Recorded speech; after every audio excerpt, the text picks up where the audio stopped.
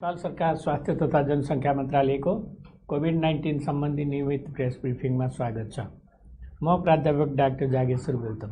हामी हरेक दिन जस्तै आज पनि नेपालमा कोभिड-19 को राष्ट्रिय अद्यावधिक विवरण नेशनल अपडेटका साथ उपस्थित भएका छौँ। आज हामीले मैले जिते कोरोना म गर्छु रक्तदानका संयोजक प्रकाश भुजेललाई यहाँ निम्त्याएका छौँ। हामीलाई साङ्केतिक भाषामा दिनेश श्रेष्ठले साथ दिइरहनु भएको छ। विश्वमा आजसम्मको तथ्याङ्क हेर्दा 3,57,28,219 जना व्यक्तिहरू कोभिड-19बाट संक्रमित हुनुभएको छ भने निको हुनेको संख्या 2,68,88,942 रहेको छ।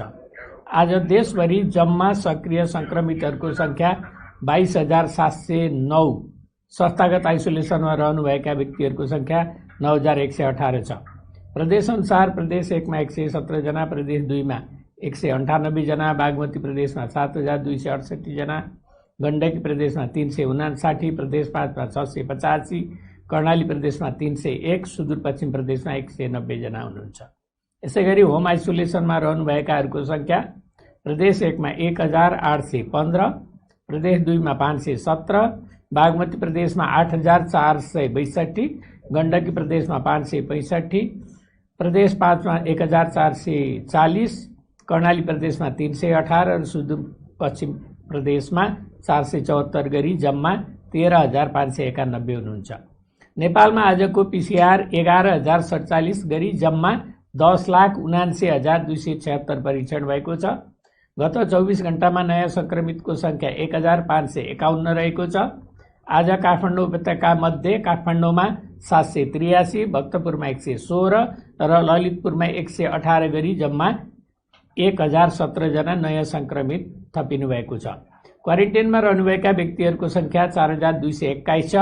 प्रदेशअनुसार प्रदेश 1 मा 473, प्रदेश 2 मा 107, बागमती प्रदेशमा 442, गण्डकी प्रदेशमा 619, प्रदेश 5 मा 1,256, कर्णाली प्रदेशमा 468, सुदूरपश्चिम प्रदेशमा 856 जना हुनुहुन्छ।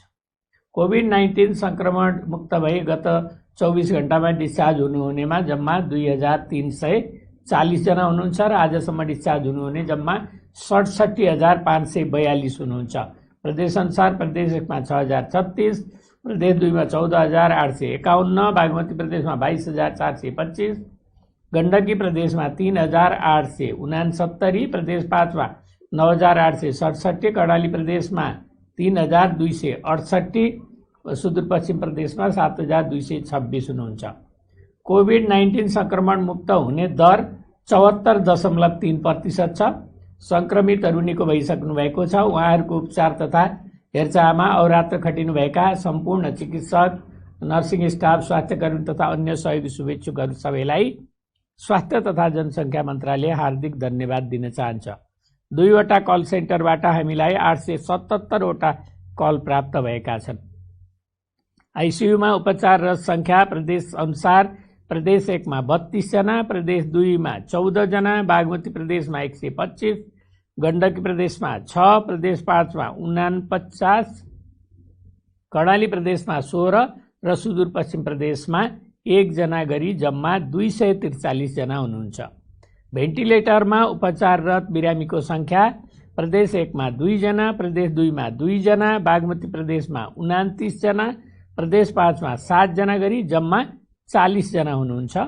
500 भन्दा बढी सक्रिय संक्रमित संख्या रहेको जिल्लाहरू मोरङ, सुनसरी, ललितपुर, काठमाडौँ, चितवन, भक्तपुर र रूपन्देही रहेका छन् र शून्य संक्रमित भएका जिल्लाहरूमा मनाङ, मुस्ताङ, डोल्पा, रुकुम पूर्व र सोलुखुम्बु रहेका छन्। अब म आफ्नो कुरा राख्न प्रकाश भुजेलज्यूलाई म अनुरोध गर्दछु। धेरै धेरै धन्यवाद प्राडा आदरणीय सर जागेश्वर गौतमलाई। आज यो स्वास्थ्य तथा जनसङ्ख्या मन्त्रालयको नियमित प्रेस ब्रिफिङ मार्फत हामी संक्रमित भई संक्रमण मुक्तहरूको एउटा समूहले संक्रमणका आफ्ना अनुभव, संक्रमित हुँदाका आफ्ना केही आफ्ना अनुभवलाई लिएर र त्यसपछि सङ्क्रमितहरूले समाजमा गर्न सकिने योगदानका सन्दर्भमा लिएर हामी आइसोलेसनमै रहँदाका बखत विभिन्न आइसोलेसन सेन्टरहरूमा होम आइसोलेसन र अस्पतालका आइसोलेसन सेन्टरहरूमा रहनुभएका साथीहरू जो खुल्न चाहनुभयो, खुल्न सक्नुभयो वा खुल्नुभयो, कोही आफैले आफ्ना फेसबुक मार्फत प्रत्यक्ष लाइभ आउनु भएको थियो, कोही अनेकन माध्यमबाट जोडिनु भएको थियो। उहाँहरू सबैजनालाई हामीले जोडेर हामीले गत असोज 7 गते मिल्नेले दान गरौँ, नमिल्नेले उत्प्रेरित गरौँ, सबै लागौँ, सँगसँगै लागौँ। कोरोना सङ्क्रमितको आह्वान हाम्रो साझा अभियान मैले जिते कोरोना म गर्छु प्लाज्मा दान भन्ने एउटा अभियानको सुरुवात गरेका छौँ। यो अभियान विशेषतः सङ्क्रमण हुँदा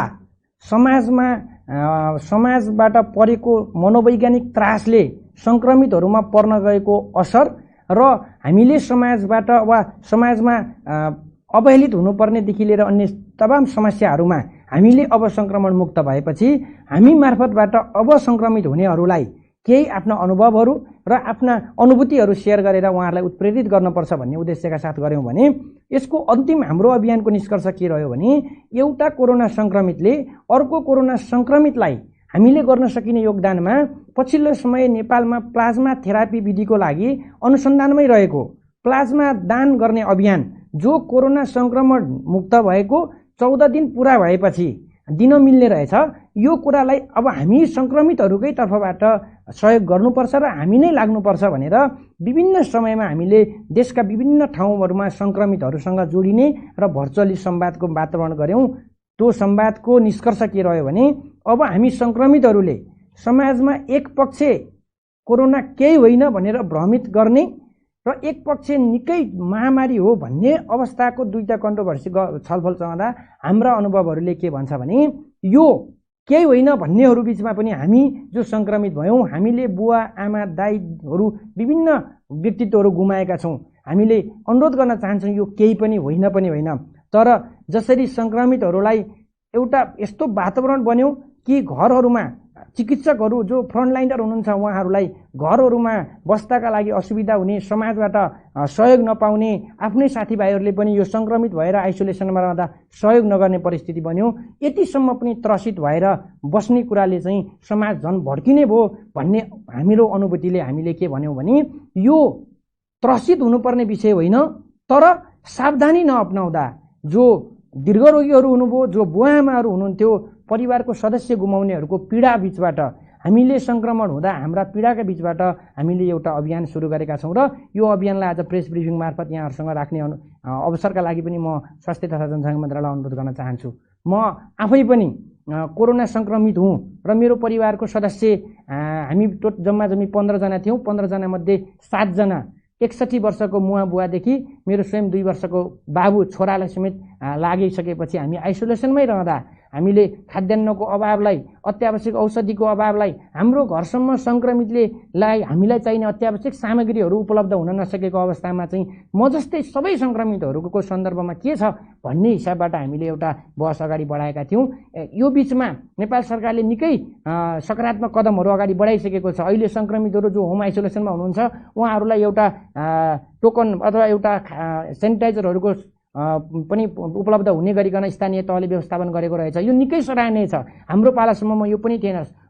दिन प्रतिदिन सरकारले थप सङ्क्रमितहरूको पक्षमा काम गरिरहेको भेट्दा हामीलाई थप खुसी पनि लागेको छ। तर यो सँगसँगै यो अभियानमा सुरु गर्दा धेरै आइसोलेसन सेन्टरहरू प्याक हुने, दीर्घरोगीहरूले आइसोलेसन सेन्टरहरू प्राप्त नगर्ने र हामी जो सजिलै पनि कोरोना जित्न सक्छौँ अथवा हामीले हिजो पनि जसरी खाइरहेका थियौँ, जसरी हामीले नियमित खानपान गरिरहेका थियौँ, हामीले नियमित व्यायाम गऱ्यौँ भने हामी कोरोना जित्न सक्नेहरूले पनि हामीलाई चाहिँ यो मनोवैज्ञानिक त्रासको कारणले हामीले आइसोलेसन सेन्टरहरू प्याक गर्ने अथवा त्यसलाई भरिभराउ गराउने र हामीले थप जटिल प्रकृतिका बिरामीहरूलाई आइसोलेसन सेन्टर उपलब्ध नहुने जुन परिस्थिति बन्यो, यसबीचमा आम सङ्क्रमितहरूलाई जो लक्षण बिना हुनुहुन्छ उहाँहरूलाई चाहिँ आफ्नै घरमा अथवा आफू बसिरहेको ठाउँमा व्यवस्थापन गरेर थप जटिल प्रकृतिका सङ्क्रमितहरूका लागि आइसोलेसन सेन्टरहरूमा बेडहरू पाउने व्यवस्था मिलाउनका लागि पनि हामीले अनुरोध गर्ने गरेका छौँ।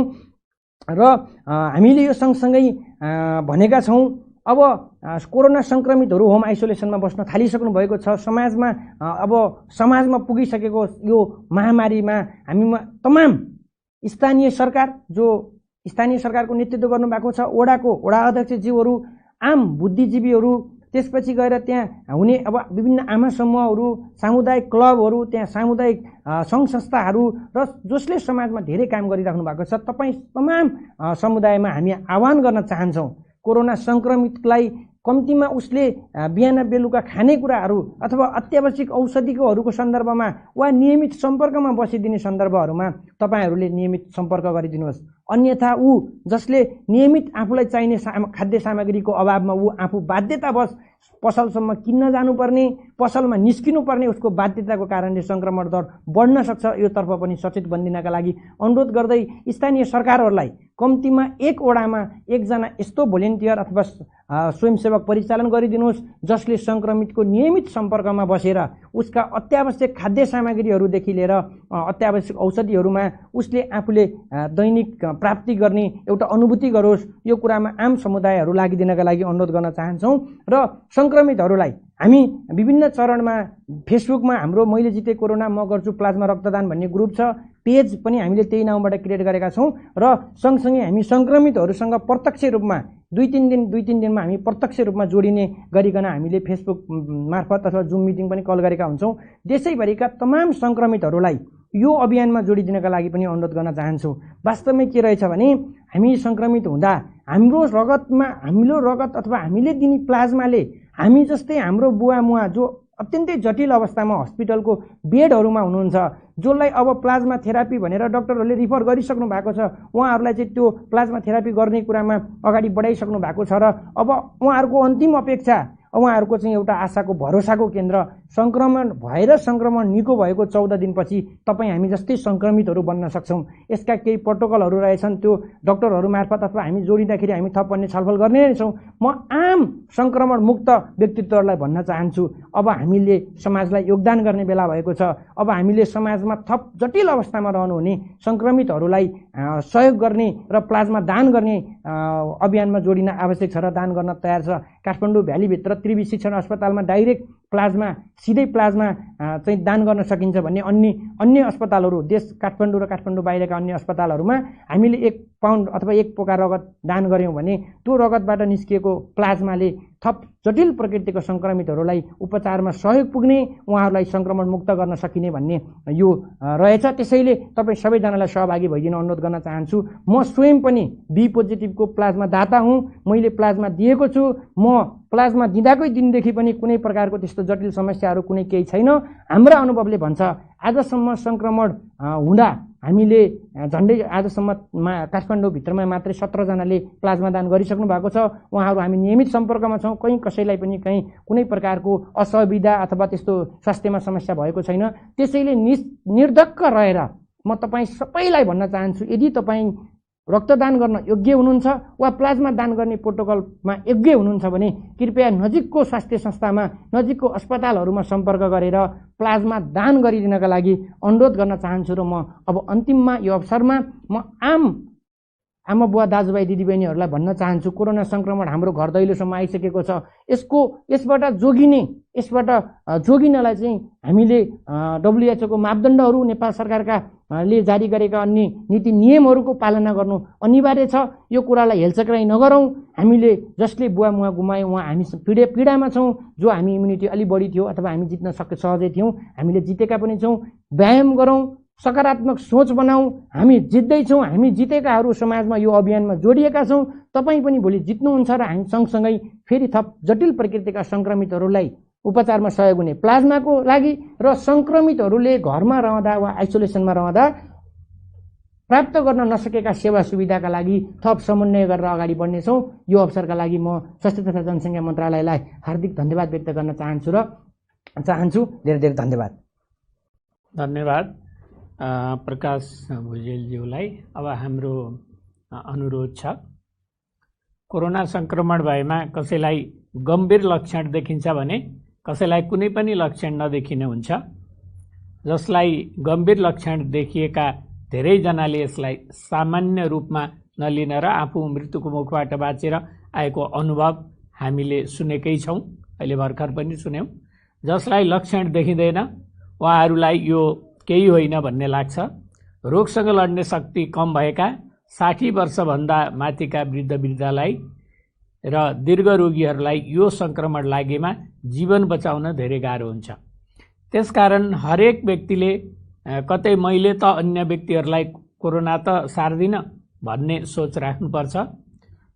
दसैँको खुसी साट्ने क्रममा आवतजावत गर्दा हामीले नै कोरोना सङ्क्रमण फैलाउँदै त हिँड्ने होइन भन्ने डर हरेक व्यक्तिले मनन गर्ने र सोही अनुसार हामी जहाँ छौँ त्यहीँ बसेर यसपालिको दसैँ मनाउन स्वास्थ्य तथा जनसङ्ख्या मन्त्रालय सबैमा अनुरोध गर्दछ। 2-4 रुपियाँ सस्तो हुने आशले सीमा क्षेत्रमा बसोबास गर्नुहुने धेरैजना सीमा पारी गएर सामान किन्ने ओहोर दोहोर गरेको पनि पाइएको छ। यस्ता अनावश्यक ओहोर दोहोरले तपाईँ आफू र आफ्नो परिवारलाई कोरोना सङ्क्रमणको उच्च जोखिममा पारिरहनु भएको छ। त्यसकारण यहाँहरू सबैलाई आफ्नो घर नजिकको बजारमा स्वास्थ्य सुरक्षाका मापदण्डहरू अपनाएर किनमेल गर्न पनि अनुरोध गर्दछु। किनमेल गर्न जाँदा आफूलाई के चाहिएको छ पहिले लिस्ट बनाएर एकै पटक बजारमा जाउँ। जति पटक बजार जान्छौँ त्यति धेरै पटक नै हामी आफू र आफ्नो परिवारलाई कोरोना सङ्क्रमणको जोखिममा राख्छौँ।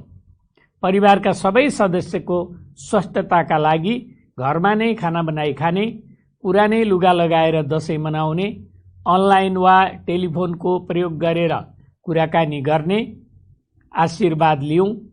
यो कतिपय हाम्रा लागि पहिलो पटक गरेको पनि होइन। यसभन्दा पहिलाको दसैँमा हामी मध्ये कतिपयले विदेशमा रहेका हाम्रा आफन्त र परिवारजनलाई अनलाइनका माध्यमबाट आशीर्वाद दिने र कुराकानी गर्ने गरेकै हो। हाल कोरोना सङ्क्रमण दर उच्च भएका काठमाडौँ उपत्यका र अन्य ठुला सहरहरूबाट दसैँ मनाउन जाने क्रममा हामीले आफूसँगै गाउँ कोरोना कोसेली लिएर जाने सम्भावना पनि त्यत्तिकै हुन्छ।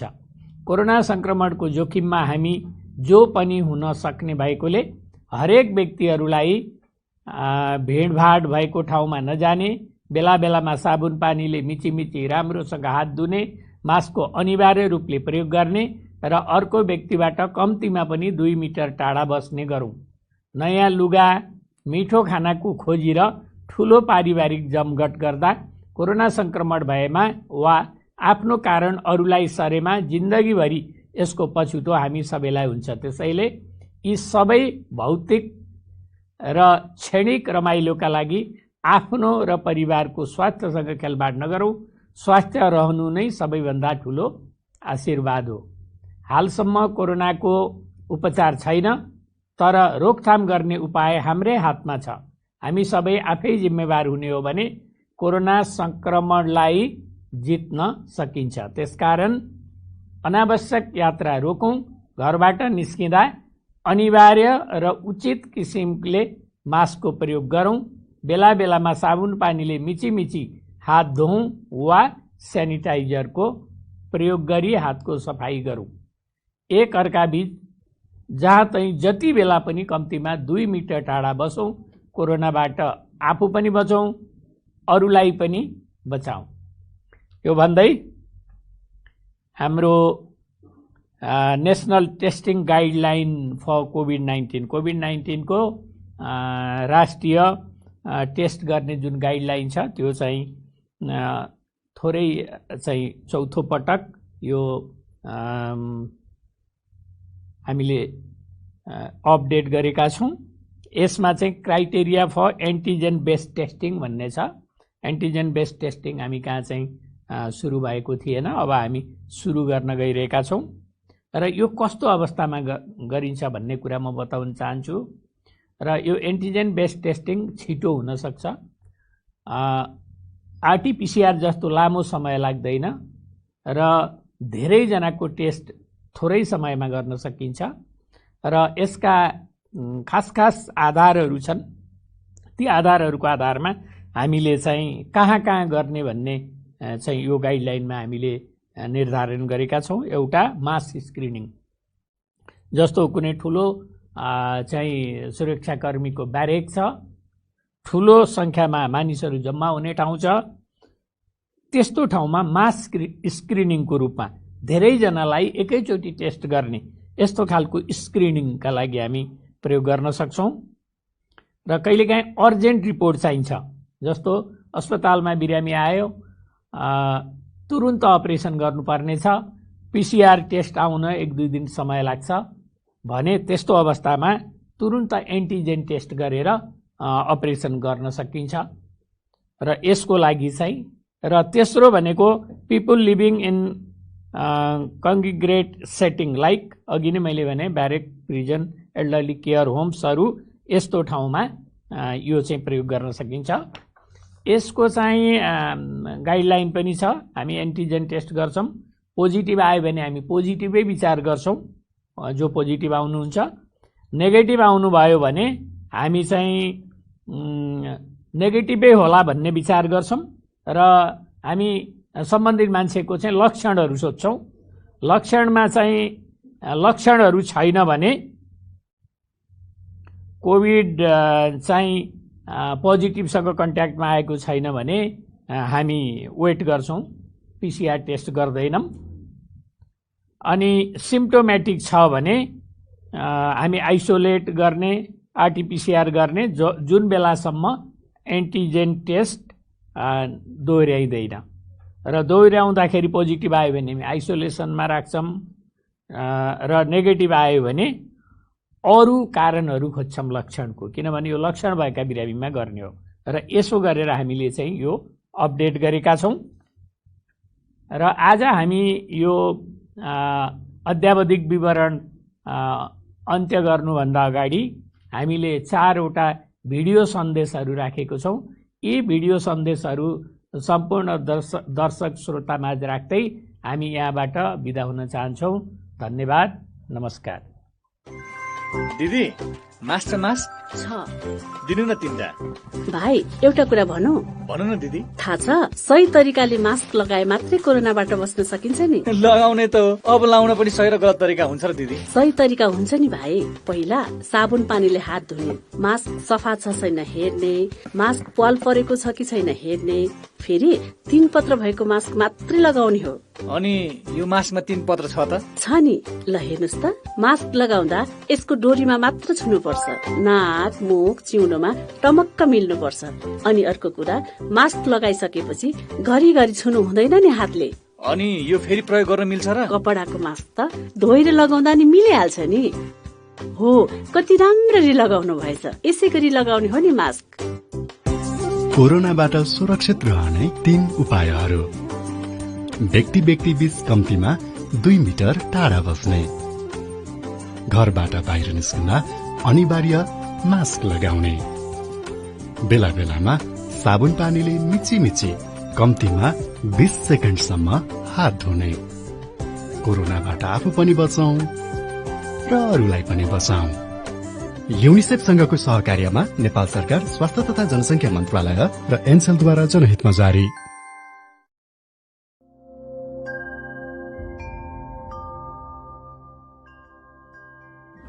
नमस्ते। चिसो मौसमले कोरोना भाइरस वा अन्य रोगका जीवाणु मार्न सक्छ भन्ने विश्वास गर्ने कुनै आधार छैन। बाहिरी तापमान वा मौसम जे जस्तो भए तापनि मानव शरीरको तापक्रम स्थिर हुन्छ। नोवेल कोरोना भाइरसबाट आफूलाई जोगाउने सबैभन्दा प्रभावकारी तरिका भनेको तपाईका हातहरू बारम्बार साबुन पानीले धुनु हो अथवा एल्कोहल भएको स्यानिटाइजरको प्रयोग गर्नु हो।